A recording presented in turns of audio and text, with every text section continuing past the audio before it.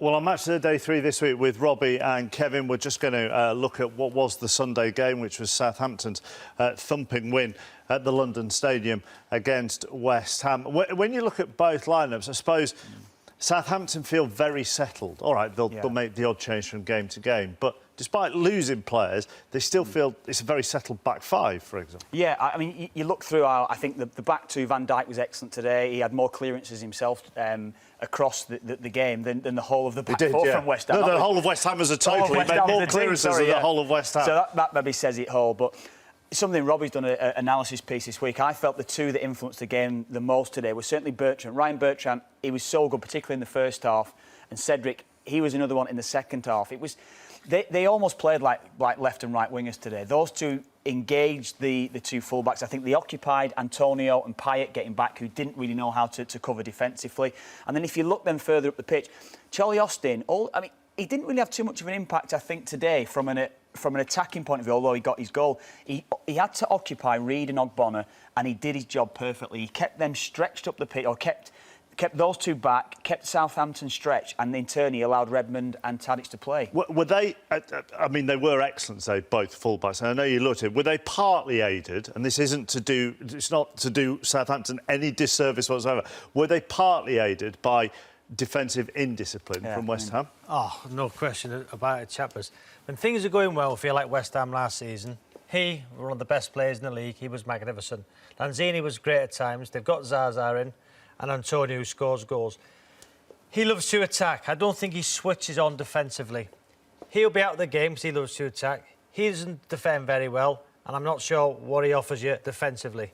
So when he was forward, he was up there. You had Tadic here, you had Redmond up here as well, and you had Davis, right? So if you take him, and him out of the game, look at that. And these two are all over the place.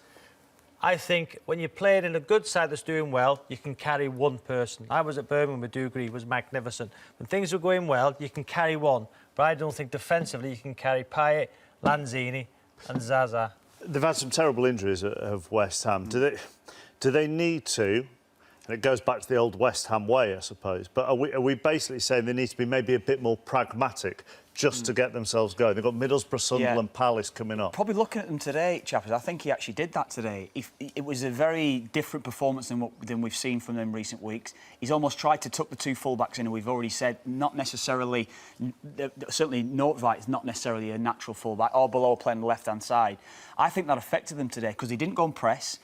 And in doing so, then they kind of just sat in and did nothing. So it allowed momentum to be built with Southampton. And I think you can look at the stadium. I don't think it's an issue. I really don't see that as an issue. But we've yet to see that one big performance in that stadium yet that they can really call it our home, where we can get the atmosphere generated. Southampton are remarkable, aren't they? In the complete, you know, how they sail on despite losing the people that they do lose. And as I go back to that very first point, they did look incredibly settled in that game. Yeah, I thought this would be the season, chappers, where they do really struggle. It comes back to hit them in the face, selling all their best players, Mane, all these top players. And when I thought the start of the season, but the last few results, you know, they have been brilliant. As you say, a settled side. Tadic, brilliant, you know. And what I like today, they had Ward-Prowse who come on, they had Long that come on and made an impact in the game. So every player that even comes onto the pitch know exactly what they're doing. Yeah. I think that's just the continuity of the place, though, chaps. I think that's the continuity of the club. You say everybody knows the jobs. Probably what Sav's saying there. You come off the bench, you know your role to do. You know your role that you got to play. At least it's exciting, unlike your boys who've made the title running unexciting. No. I tread on a wet towel in a clean pair of socks before every race. We had a saying like, okay, the only two players who are not coming to China in this window is Cristiano Ronaldo and Messi. He used to love playing with Tim. He used to love it.